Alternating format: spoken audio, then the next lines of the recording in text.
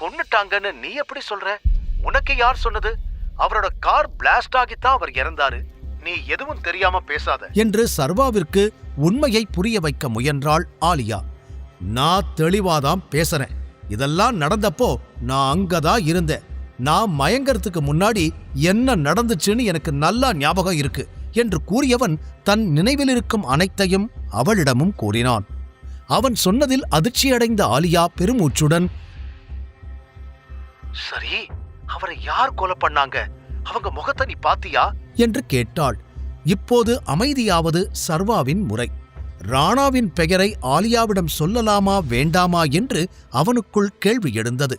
காரணம், டைகர் கூட்டத்தில் இருக்கும் அனைவரையும் சந்தித்த பிறகுதான் பலர் ராணாவை பெரிய அளவில் மதிப்பது அவனுக்கே தெரிந்தது. இந்த நிலையில் ராணா மீது ஆதாரம் இல்லாமல் குற்றம் சொன்னால் அது தனது டைகர் கூட்டத்தை உடைத்து விடுமோ, இல்லை ராணாவை நம்புபவர்களை தனக்கு எதிராக திருப்பி விடுமோ என்று பல சந்தேகங்கள் சர்வா மனதிற்குள் ஓடியது. கூடவே அந்த ஆதிசேஷனோட ஸ்பை யாருன்னு கண்டுபிடிக்கிற வரைக்கும் என் டீமுக்கு எதுவும் ஆகக்கூடாது என்றும் அவன் நினைத்திருக்க, சூர்யாவைத் தவிர இந்த விஷயத்தை வேறு யாரிடமும் பேச வேண்டாம் என முடிவெடுத்தான் சர்வா. டைகர், லைன்ல இருக்கியா என்று மீண்டும் ஆலியா கேட்ட பிறகு தனது யோசனைகளிலிருந்து வெளியில் வந்தவன், இல்ல, நான் கில்லர் முகத்தை பார்க்கல. அவன் என்னை விட்டு ரொம்ப தள்ளி இருந்தான். ஆனா அவன் என்னையும் அட்டாக் பண்ண ட்ரை பண்ணான் என்று சர்வா சொன்னதும், ஓகே சர்வா, நம்ம சீனியர் மெம்பர்ஸ் கிட்ட இத பத்தி பேசலாம். அவங்க இதை யார் பண்ணி இருப்பாங்கன்னு கண்டுபிடிக்க ஹெல்ப் பண்ணுவாங்க. நீ ஆபீஸ்ல இருக்கிற ஸ்பைய கண்டுபிடிச்சிட்டியா? எனக்கென்னவோ ஸ்பைய கண்டுபிடிச்சா உன்னோட எந்த கேள்விக்கும் பதில் தெரியும்னு தோணுது என்று ஏதோ ஒரு உந்துதலில் அவள் கூற, கரெக்ட் என்றான் சர்வா. பிறகு ஏதோ யோசித்த ஆலியா, நீ என்ன நினைக்கிற சர்வா? அந்த ஸ்பை வயசானவரா இருப்பானா இல்ல யங்கா இருப்பானா? ஏன் கேக்குறேன்னா, உன் அப்பா இறந்து பல வருஷம் ஆகுது. இதுல அந்த ஸ்பையும் சம்பந்தப்பட்டிருப்பான்னு நீ நினைக்கிறியா என்று குழப்பத்துடன் கேட்க, இப்போதைக்கு என்னால எதுவும் சொல்ல முடியாது. ஆனா கண்டிப்பா நமக்கு ரொம்ப நெருக்கமான யாரோ ஒருத்தர் தான் ஸ்பையா இருந்திருக்காங்க. அவன் யாரா இருந்தாலும் ரொம்ப நாளைக்கு அவனால மறைஞ்சிருக்க முடியாது. கண்டிப்பா என் கையில மாட்டுவான் என்று கூறிய சர்வாவுக்கு ராணாவின் முகம் கண் முன்னால் வந்து போனது. சரியா சொன்ன, சீக்கிரமே நம்ம கண்டுபிடிச்சிடலாம் என்று கூறிய ஆலியா பின் உற்சாக குரலில், நான் உனக்கு ஒரு சர்ப்ரைஸ் வச்சிருக்கேன் என்று கூறினாள். என்ன சர்ப்ரைஸ் என்று சர்வா கேட்க, நான் இங்க ஃபுல் டுலிப் வாட்ச் பார்த்தேன். உனக்கு ஞாபகம் இருக்கா? சின்ன வயசுல இந்த பிராண்ட் வாட்ச்னா உனக்கு ரொம்ப பிடிக்கும். பெருசானா இந்த வாட்ச் தான் வாங்குவேன்னு நீ அடிக்கடி சொல்லிட்டே இருப்ப என்று அவள் கூற சர்வா யோசனை செய்து பார்த்தான். அவனுக்கு பெரிதாக சிறுவயது ஞாபகங்கள் எதுவும் இல்லை என்றாலும் ஆலியா சொன்ன பிறகு இந்த விஷயம் அவனுக்கும் ஞாபகம் வந்தது. அதில் லேசாக சிரித்தவன், அப்படியா, சரி, எனக்கு வாங்கிட்டு வா.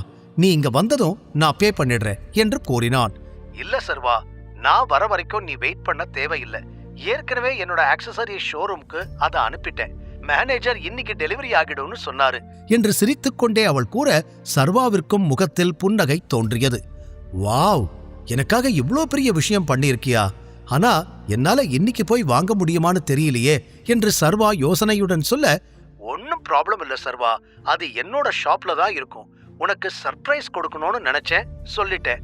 உன்னால எப்ப அதை போய் வாங்க முடியுமோ வாங்கிக்கோ என்று அவள் கூறியதும், ரொம்ப தேங்க்ஸ் நந்திதா. முடிஞ்ச வரைக்கும் இன்னைக்கே போய் வாங்க ட்ரை பண்றேன்.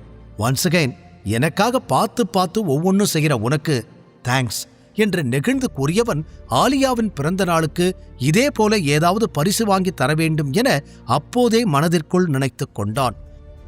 பிறகு, ஓகே சர்வா, எனக்கு இங்க கொஞ்சம் வேலை இருக்கு, நாம அப்புறமா பேசலாம் என்று ஆலியா அழைப்பை துண்டித்துவிட அடுத்து சூர்யா அழைத்தான். இவன் வேற விடமாட்டான் போலையே என்று அழைப்பை ஏற்று காதில் வைத்த சர்வா, என்னாச்சு சூர்யா? ஆகாஷ் கிட்ட நான் சொன்ன மாதிரி பேசிட்டியா என்று கேட்டான். நீ சொன்ன எல்லாத்தையும் சொல்லிட்டேன். ஆனா நான் எவ்வளோ எக்ஸ்பிளைன் பண்ணாலும் அவன் அதை கேட்கவே இல்லை. நான் உங்க 2 பேருக்குள்ளேயும் நடுவுல வந்து மாத்தி பேசுற மாதிரி நினைக்கிறான்.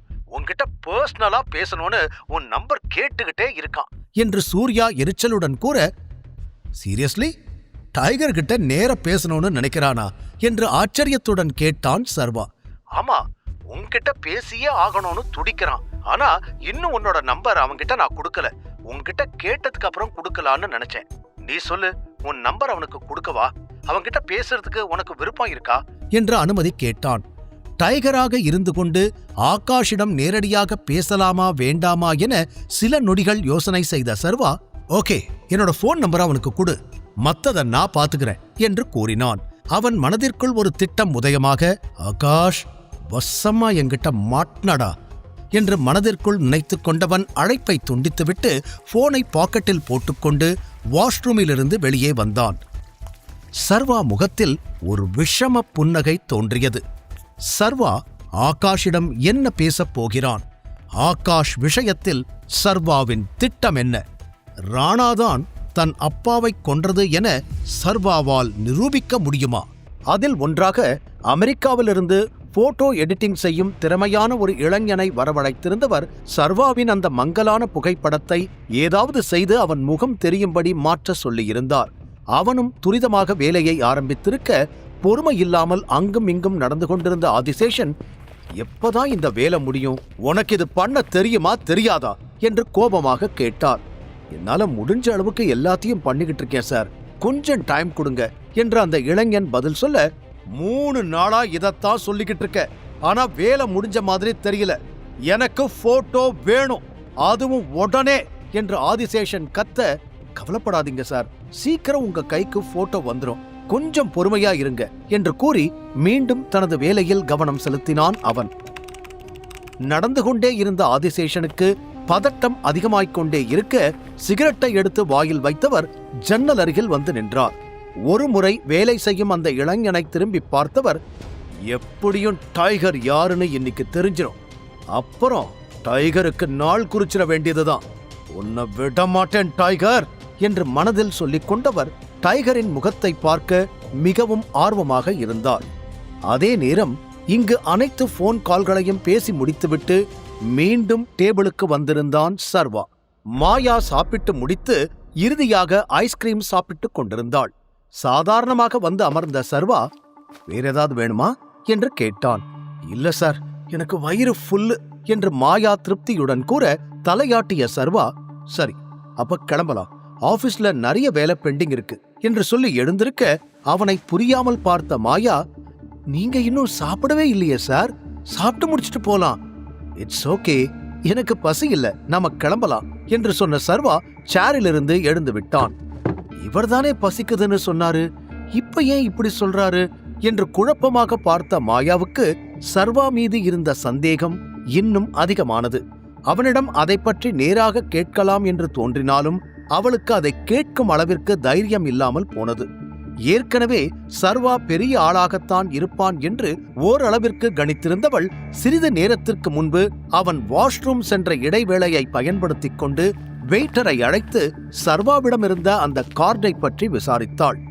அதை பத்தின டீடைல்ஸ் எல்லாம் நாங்க சொல்லக்கூடாது மேம் என்று அந்த வெயிட்டர் முதலில் தயங்க, பிறகு என்ன நம்புங்க, இந்த விஷயத்தை நான் யார்கிட்டயும் சொல்ல மாட்டேன் என்று மாயா சொன்னதை நம்பி, அவர்கிட்ட இருக்கிறது பிளாக் மெம்பர்ஷிப் கார்டு, அது கோல்டன் மெம்பர்ஷிப் கார்டை விட பெருசு என்று சொன்ன அந்த வெயிட்டர் ஒரு முறை யாரேனும் தன்னை பார்க்கிறாரா என்பதை பார்த்துவிட்டு, உங்களுக்கு புரியுற மாதிரி சொல்லணும்னா கோல்டன் கார்டு யாரெல்லாம் டைகர் கம்பெனி கூட பிசினஸ் பண்றாங்களோ அவங்க கிட்ட எல்லாம் இருக்கும், ஆனா இந்த பிளாக் கார்டு அவ்வளோ சீக்கிரம் யாருக்கும் கிடைக்காது, டைகருக்கு நெருக்கமானவங்க, அவருக்கு ரொம்ப பிடிச்சவங்க, இந்த மாதிரி ஆட்கள் கிட்ட மட்டும்தான் இந்த கார்டு இருக்கும் என்று கூறிவிட்டு அந்த வெயிட்டர் அங்கிருந்து உடனே சென்றுவிட வாயில் கை வைத்து இன்னும் அதிகமாகவே அதிர்ச்சி அடைந்திருந்தாள் மாயா. சர்வாவுக்கு எப்படி இந்த கார்டு கிடைத்திருக்கும்? அப்படியெனில் அவன் டைகருக்கு மிகவும் நெருக்கமானவனா என்று யோசனை செய்தவளுக்கு இன்று காலை ஆபீஸில் குயின்சி நடந்து கொண்டதும் கண் முன்னால் வந்து போனது. ஒருவேளை இவரை வேலையிலிருந்து தூக்கக்கூடாதுன்னு டைகர் தான் குயின்சி மேடம் கிட்ட சொல்லி இருப்பாரோ? அதுக்கு பயந்துதான் அவங்க அவ்வளோ பதட்டமா இவர்கிட்ட மன்னிப்பெல்லாம் கேட்டு இவரை மறுபடியும் ஆபீஸ்ல இருக்க சொல்லி இருப்பாங்களோ என்று ஒன்றன் பின் ஒன்றாக விஷயங்களை கோர்வையாக யோசிக்க ஆரம்பித்திருந்த மாயாவால் சர்வா எப்படிப்பட்டவனாக இருப்பான் என்பதை இப்போது கற்பனை செய்து கூட பார்க்க முடியவில்லை. ஆனால் நிச்சயம் அவனுக்கு செல்வாக்கு அதிகம், அவனை பகைத்துக் கொள்ளக் கூடாது என்று மட்டும் அவளுக்கு தெளிவாக புரிய அது பயத்தையும் கொடுத்தது. என்ன நடந்தாலும் சரி, சார் கோபப்படுற மாதிரி எதுவுமே பண்ணிடக்கூடாது. என் கூட இருக்கும்போது அவர் ஹாப்பியா இருக்கணும் என்று முடிவெடுத்துக் கொண்டுதான் சர்வாவுக்காக காத்திருந்தாள். இப்போதும் அதை மனதில் நினைத்துக் கொண்டே கைகளை துடைத்துக் கொண்டு எழுந்து நின்றவள் சர்வாவோடு அந்த ஹோட்டலிலிருந்து கிளம்பினாள். சிறிது நேரத்தில் இருவரும் மீண்டும் ஆபீஸ் வந்து சேர வேலைகள் அதிகமாக இருந்ததால் அடுத்தடுத்து சர்வாவின் கவனம் அதில் புதைந்து போனது. பிறகு மாலை நேரம் ஆபீஸிலிருந்து கிளம்பினான் சர்வா.